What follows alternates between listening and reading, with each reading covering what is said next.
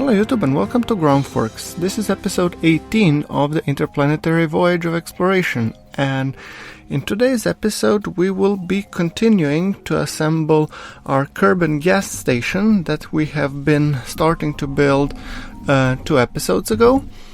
As you know, we have assembled only the core components, and I think we have managed to send only one carborundrum fuel tank.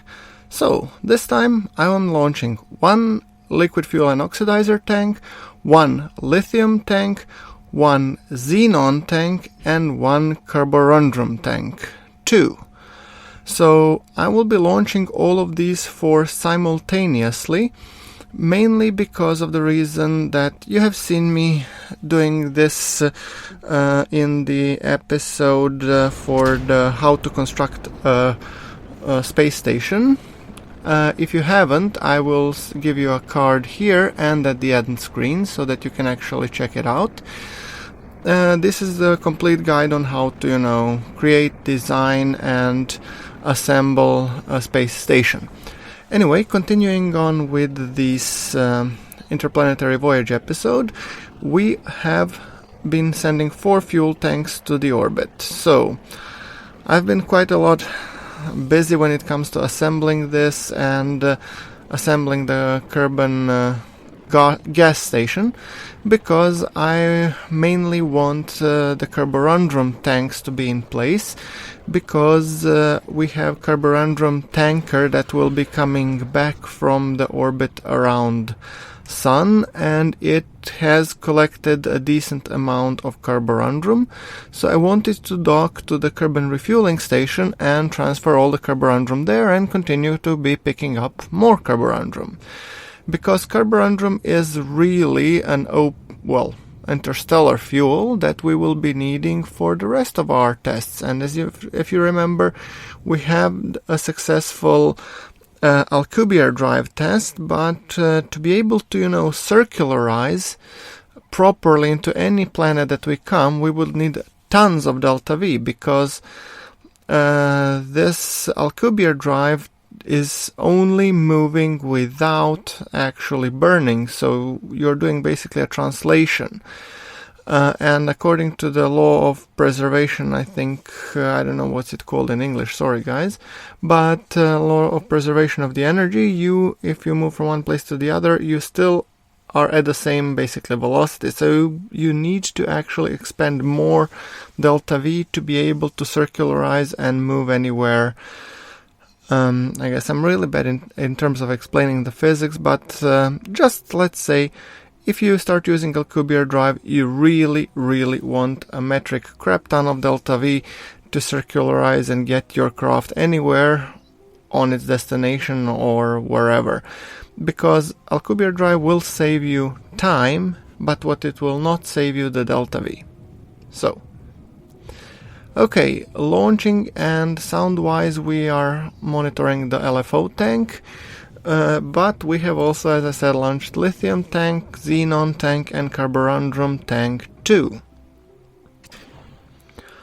So the goal is to actually put as many of different fuel types on our Kerbin Gas Station, I guess. And all of them are using exactly the same launcher, just different tank type, simply put. Oh, and minor explosion with the lithium tank decoupling, but who cares, right? We are burning towards the Kerbin Gas Station, and we are doing multiple intercepts. And you will probably see all of these tanks at different amounts of time acceleration. I'm really sorry for that, but some rendezvous took longer, some took shorter, and I wanted them all to end up roughly at around the same time, because ultimately I wanted you guys to see, how does it look when all of them get docked. All of them are using the same approach when it comes to rendezvous and docking, the same approach that we have used in our tutorial that was part of the How to Build a Space Station series. And yeah, the goal was basically now to approach the station, dock, and then be none the wiser. So I found this this rocket, or this small stubby rocket, when it comes to rendezvous maneuvers and all that jazz, I find it perfect. And then this tanks with a tug, I find really easy to maneuver and well balanced, so that you can actually, just move around and translate when you need to, rotate when you need to, etc. Okay, so about that, now I'm expecting that some of them, the tanks, will already be decoupled, like liquid fuel and oxidizer tank, and I think lithium tank as well. While for the xenon and carborundrum, I was a little bit smarter and I wanted to come a little bit closer before decoupling the tanks themselves. And then we come to the standard docking dance, now nothing out of the ordinary, but yeah. The sequence in which I actually docked them was pretty much the same way as I did when I was showing you how to assemble the station. I first docked the LFO, then lithium, then xenon, then carborundrum. By the way, I think the quad screens are much more interesting for you guys to see when I'm doing a lot of same content, because then I skip the boring part. I mean, if I was watching a YouTuber doing like one tank at a time, I would probably go nuts, and I would just say, okay, I'll skip the next 3 episodes, just let me know when you're done with assembling the space station. So that's why I wanted to keep it snappy and keep it short enough for you guys, so that you still see what has been going on, but I don't bore you to the death with it. Okay, now doing the rendezvous, as you can see, for some tanks like lithium, I already wanted to deorbit the booster. So you can see me deorbiting the booster, then switching to the craft, and now we will be docking the lithium tank as well. For the carborundrum tank and xenon, I wanted to come a little bit closer. We are already in the translatory mode when it comes to liquid fuel and oxidizer tank, and as you can see, the orange reticule is already well positioned, so now we are just doing the translation on that one.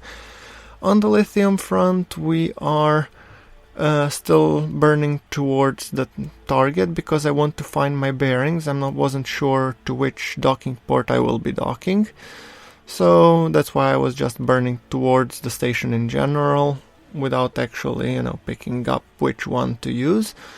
And carborundrum and xenon tank, I've been just approaching the station because I wanted to come as close as possible.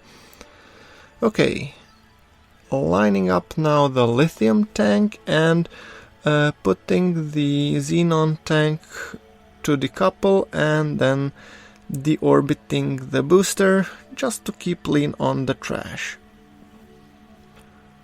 Basically just kick the gas until this component will go down, and then immediate lift switch as long as we are within the physics range, so that we can actually still select the tank. Okay, liquid fuel and oxidizer and lithium tanks are now aligned. They are in the translation mode, and xenon we have started to align.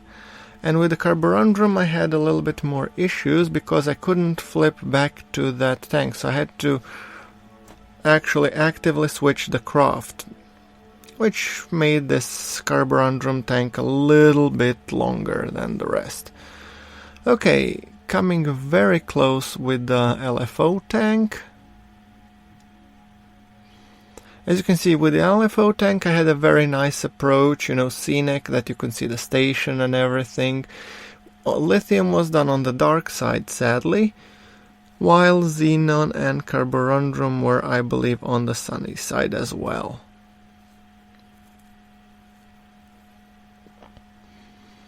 By the way, the sheer size of this solar panels never cease to amaze me. Okay, deorbiting the carborundrum tank 2 booster. Perfect. And I mean, it's time now that we start docking the carborundrum tank as well. The one thing that I found problematic is that when I switched, guys, using the carborundrum tank, I didn't allow physics to settle in, and that caused a whole lot of Kraken-ish problems with my station.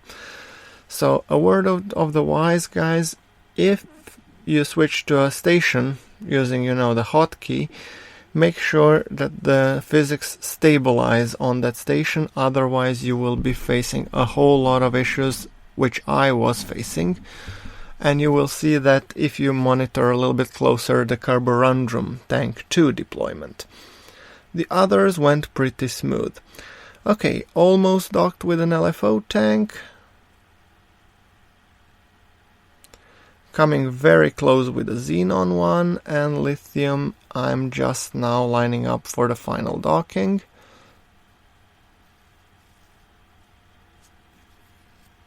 So pretty much in the docking mode for all of them, and as you can see, the LFO tank is just about to be docked, and right next to the old carborundrum tank, or carborundrum tank 1. Okay, LFO tank docked. Xenon on final approach, lithium also on final approach, and carborundrum is coming, it's getting there.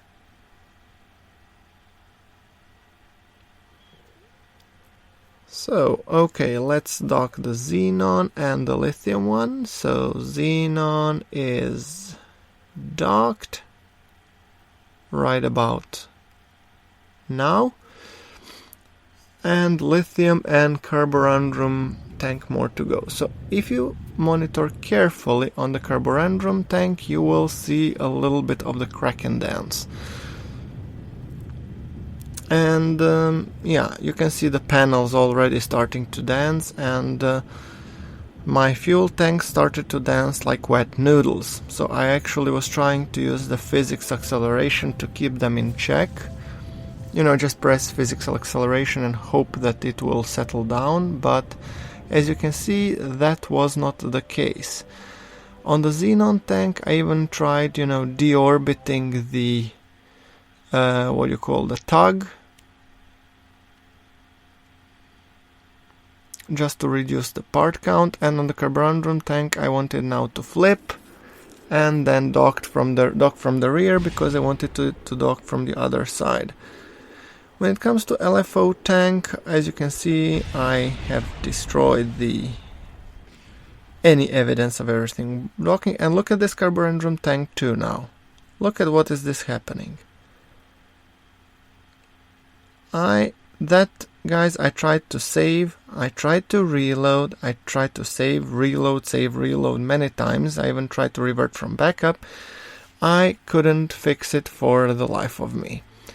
So let me just show you once again how does the Kraken dance look.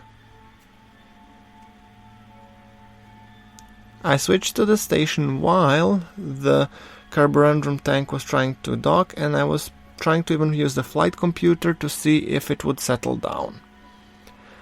And look at this station. Wobble, wobble, wobble. It's called the Wet Noodle Station.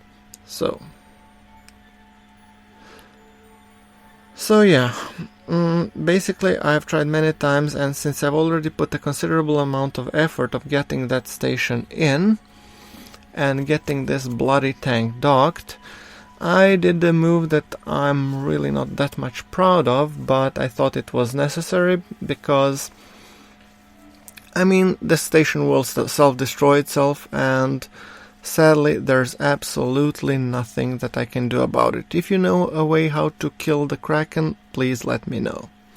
Note, this is just 1.1.3. The move that I did might anger some of the purists in you, and that was basically I have decided to terminate this station, build another one that was completely made in the vehicle assembly building and then hyper-edit it to the orbit.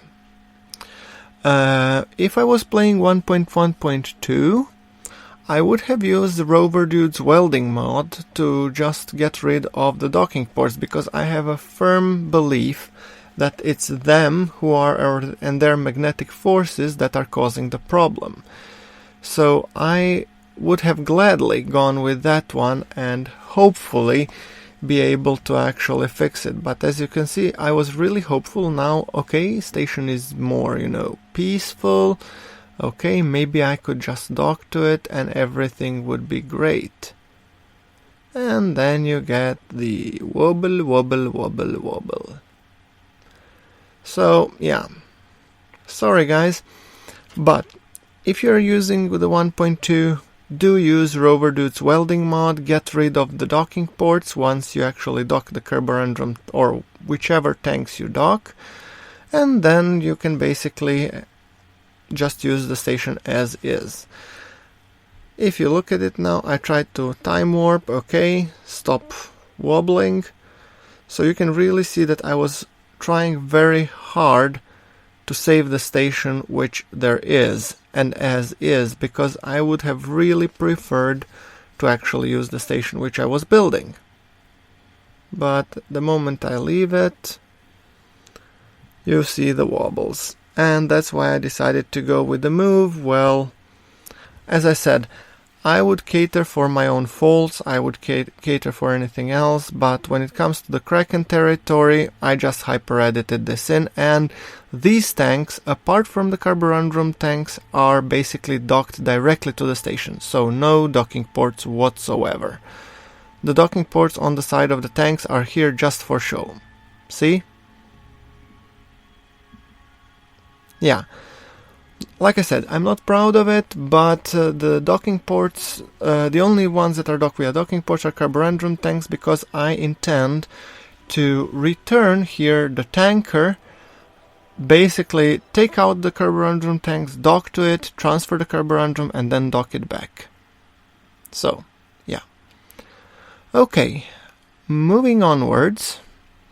The next thing that we need to do is we have a lot of Duna ships, the whole basically Duna flotilla that is coming towards Duna, and that pretty much means we have a lot of stuff to do. The first one that will be coming in will be the Duna tanker lander, and the Duna tanker lander will be coming soon, so I just wanted to do tiny corrections to make sure that my approach when it comes to Duna is more or less flawless. So let's check how does this one fare. Ooh, this one fares actually pretty well. Okay, then maybe we don't need that big of a correction.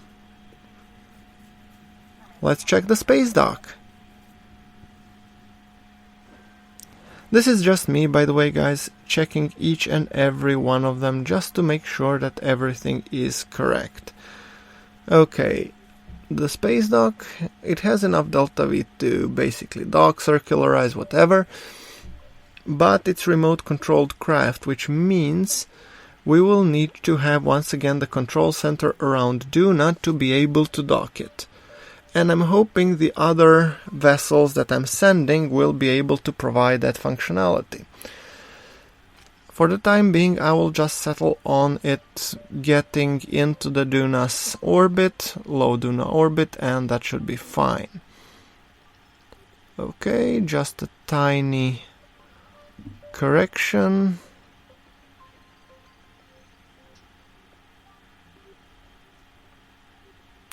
Okay, then since it was doing the SAS, it started to flip on me, and I didn't want it to do that, so I have engaged the flight computer in the mode hold maneuver prograde, and then tried to get a nice, decent, tight encounter. Great. And make sure that you execute that burn. Or just correct it a little bit,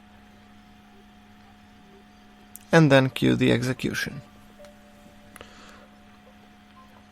Okay, reduce the thruster because it's 3.9 meters per second. It would be easy to mess up the approach otherwise. Exactly. Perfect. Accelerate until it executes. It is one full day, but then again, no really matter.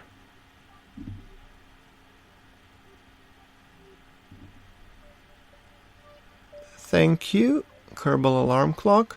By the way, Kerbal Alarm Clock is one of the mods that I couldn't be doing this type of series without, because then it would be hard to track where my ships are.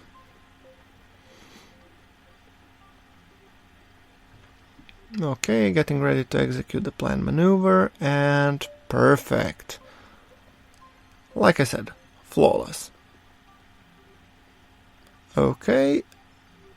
Then, let's see, the sharp-eyed among you will see that the Kerbal Alarm Clock says that my lithium tank is still being built, and that's absolutely true.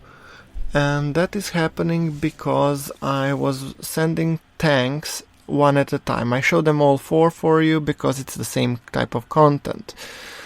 But I was doing these burns in the meantime, so this is not exactly in time sequence, but it's close. Okay, another burn coming up when it comes to the science lander. Add maneuver.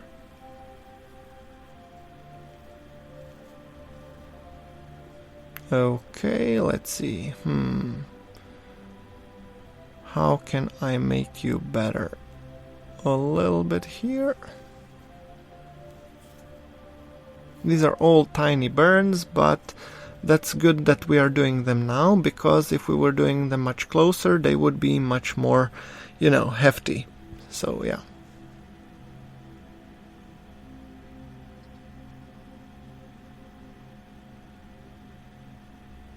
Okay. Time to point the craft towards the maneuver node and then execute it. This is a craft piloted by John Kerman, who is a pilot. And that one is carrying our science rover, with one additional passenger who is a human or a Kerbal popsicle, currently frozen. Okay, 5.5 meters per second, and it's gonna happen in 3 hours. So, okay, and I was even thinking of doing this via RCS because, yeah, why not? I have a metric crap ton of monoprop which I'm not gonna use anyway, so, might as well put it to good use.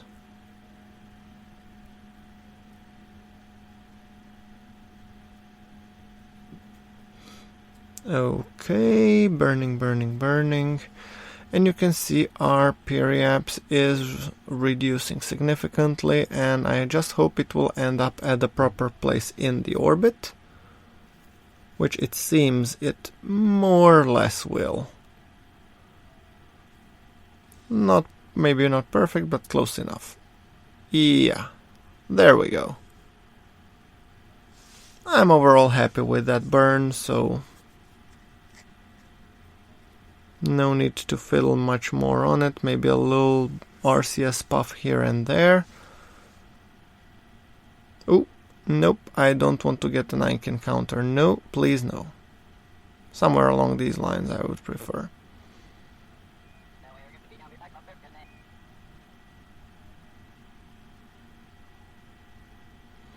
Maybe that is something that I will need to put into account. So maybe I could actually use Ike's gravity to fling me and get me into the orbit around Duna. Maybe that would be an interesting choice. Okay, then we have our SSTI, Horus.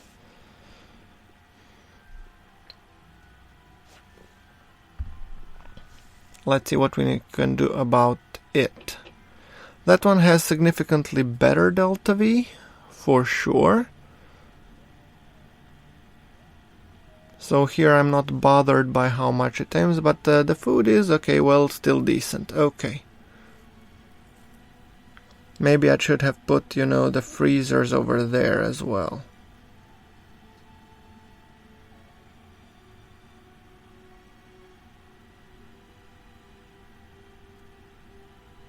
Okay. Then let's see.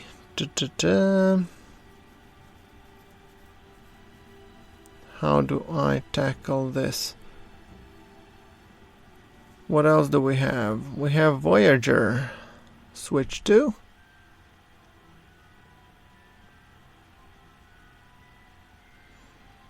Voyager is the only one that's going the other way. It's going from Duna back to Kerbin.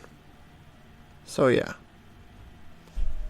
And it will be coming in 101 days, but we want to be setting up a maneuver node just to make sure that it gets a very, very nice re-entry, because that one will need to actually come and dock to the actual Kerbin Orbital Lab 1. Okay, so that one seems decent. Let's go back to Horus, because for some reason my maneuver nodes were not working when I switched it, so I decided to, reload the scene, switch the craft back and forth. Okay. Let's see what type of encounter we have here. By the way, I'm sorry that we are just kind of flipping the encounters. Maybe it's for you repetitive, I don't know. But it's very important for my flotilla to actually arrive, so that's why, yeah. Okay. And now let's see. How can we affect its burn to make sure that it has a very, very nice encounter? Let's focus on Duna. Come on, Horus. By the way, guys, with Horus, I will for sure not be doing the arrow braking. You can bet on it. It has enough delta V, so there really is not the need for it.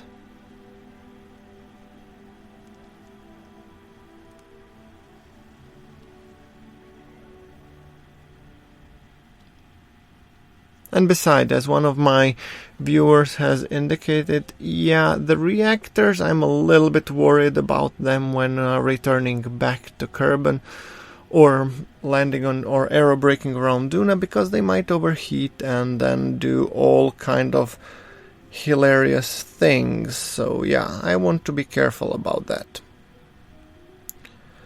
Okay, 0.6 meters per second, and I know that it's a very minuscule burn, but I still want to do it. Very careful when it comes to the burning. Here I'm burning the real fuel, which is xenon gas. And, ooh, close. Oops. Close enough. Okay. Periapsis height, yeah, sure. A little bit back. I don't want to be entering the atmosphere. Thank you very much.